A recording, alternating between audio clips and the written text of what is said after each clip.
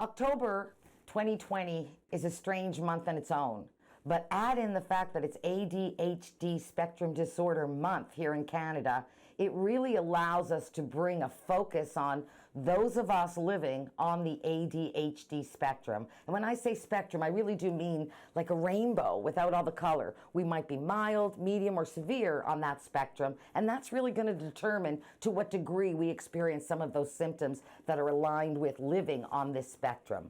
I also want to acknowledge whether you're ADHD or ADD, it is all included in this so-called ADHD spectrum disorder. I think that I knew something was different about me in terms of relating to other kids when I was pretty young. Within my family structure, we actually all live with different disabilities, so I didn't necessarily identify as being so different.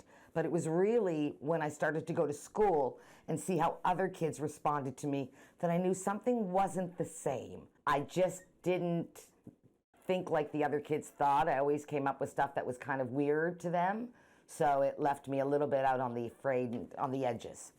But in terms of that and an actual diagnosis, spring forward about 40 years, and we're talking about in my early 40s, I got a proper diagnosis that I was in fact not only on the ADHD spectrum, but quite severe on that spectrum.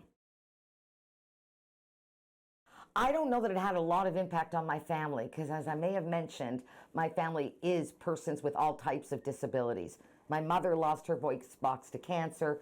My father had kidney and heart disease. My brother, unfortunately, we lost him early from Crohn's-related cancer. So I actually have a family of siblings and parents all living with disability. So the idea that I was different or unique, or that they caught on or it affected the family, I'm not sure that I affected that much, considering some of the bigger issues my family was facing every day. Well, only people on the ADHD spectrum, I think, will appreciate this story, but this is truly exactly how it happened. I have a wonderful ADHD specialist, and she really was very helpful to me. And I remember after all the testing, and I thought it was rather extensive, but being in the field of inclusion and running a disability agency, you know, I'm pretty aware of what's going on around ADHD spectrum disorder and other disabilities and some of the stigmas. So I thought that might actually affect the result of the testing.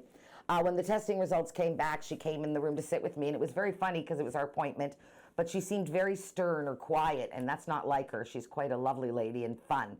And she said to me, "Tova, you know, I need to talk to you." Now, I'm thinking she found cancer because I'm scared to death the way she's being so serious. And she says, "I have to be honest with you.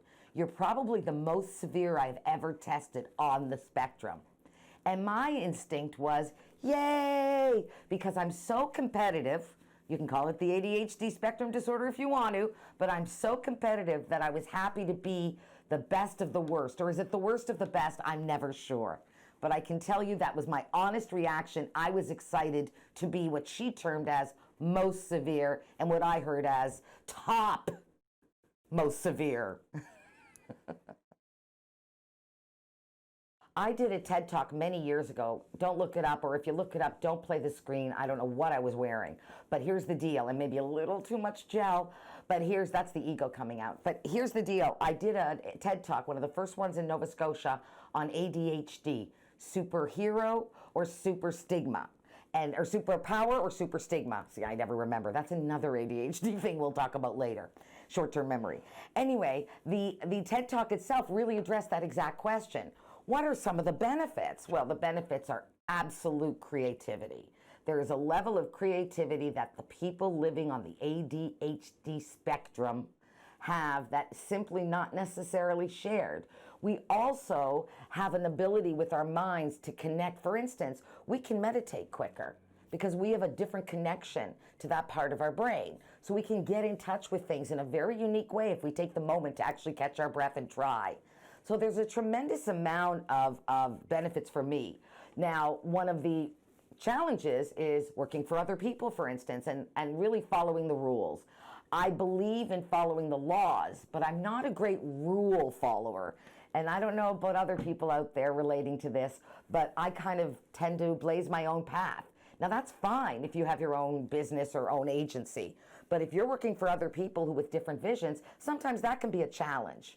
So I resolved that later in life by simply being given the gift of being able to start Reachability Association and the Blue Nose Ability Arts and Film Festival. Okay, so ADHD spectrum disorder is comorbid, and that's a weird word for comes with some mental illness. So there's more neurodiversity there.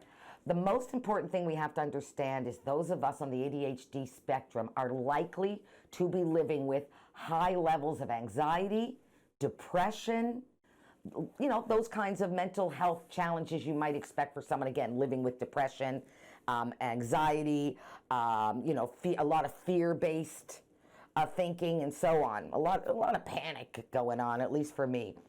So for us, it's really important that we look at both sides of that equation. In other words, we're not just necessarily treating the ADHD, but we're also looking at and addressing the comorbidity of the depression, anxiety, panic, and so on.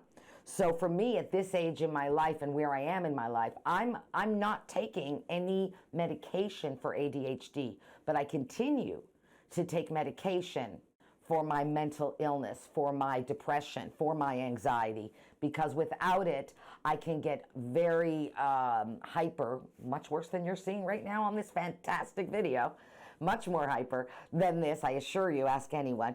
But it's really anxiety driven, and that is a comorbidity with my ADHD spectrum disorder. So I can't split them. It's like Napoleon ice cream. No matter how much you try, you're still, if you don't want the chocolate, going to get some chocolate in your vanilla. Think of it that way.